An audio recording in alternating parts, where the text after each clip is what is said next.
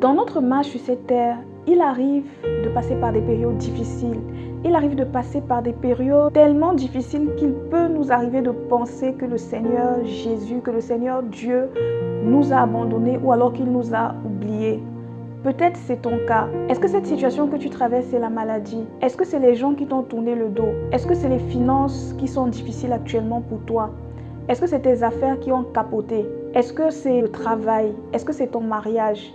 Tu cries peut-être à Dieu et peut-être pour le moment, tu n'as pas encore reçu de réponse. Peut-être tu penses qu'il n'y a pas d'issue. Peu importe ce que tu traverses actuellement, n'oublie pas une chose.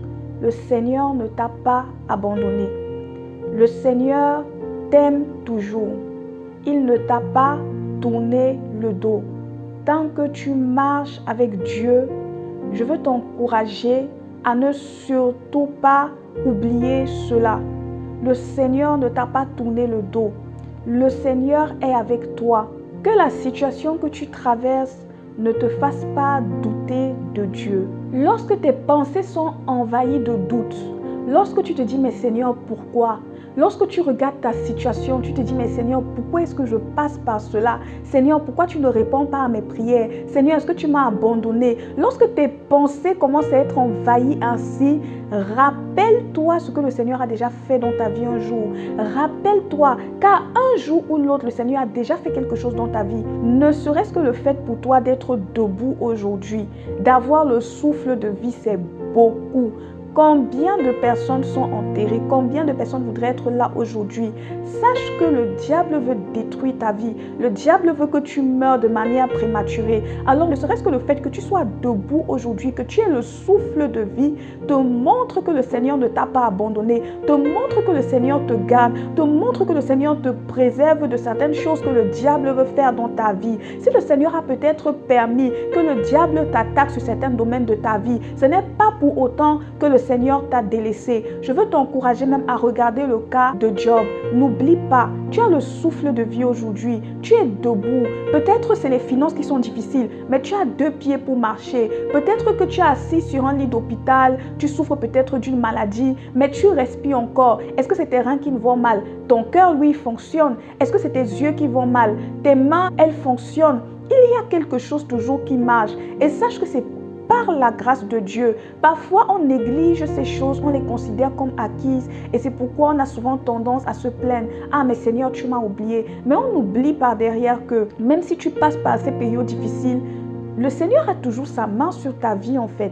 Le Seigneur, il te garde. Le Seigneur sait pourquoi il permet que tu passes par ces épreuves. Peut-être il permet cela pour te former. Peut-être il permet cela pour éprouver ta foi. Parce que est-ce que c'est quand tout va bien que tu vas dire que tu as la foi? Parfois, c'est quand il y a des situations justement que tu vas mettre à l'épreuve ta foi, que tu vas voir que, ah, est-ce que j'ai vraiment la foi? Alors, bien aimé, je veux t'encourager aujourd'hui. Peu importe ce par quoi tu passes, n'oublie surtout pas que le Seigneur t'aime. N'oublie surtout pas que le Seigneur est avec toi. N'oublie surtout pas que le Seigneur ne t'a pas oublié. Et même peut-être parfois tu peux prier, tu peux demander des choses à Dieu et peut-être tu n'as pas de réponse. Peut-être le Seigneur ne t'a pas encore répondu. Mais ce n'est pas pour autant que le Seigneur t'a oublié. Parfois les silences de Dieu, parfois le Seigneur reste silencieux pour une raison. Peut-être il reste silencieux pour éprouver ta foi. Peut-être il reste silencieux pour voir comment est-ce que tu vas réagir, pour voir si tu vas te décourager, pour voir si malgré son silence, tu vas persévérer, tu vas rester attaché à sa parole. Malgré les circonstances par lesquelles tu passes, reste ancré sur la parole de Dieu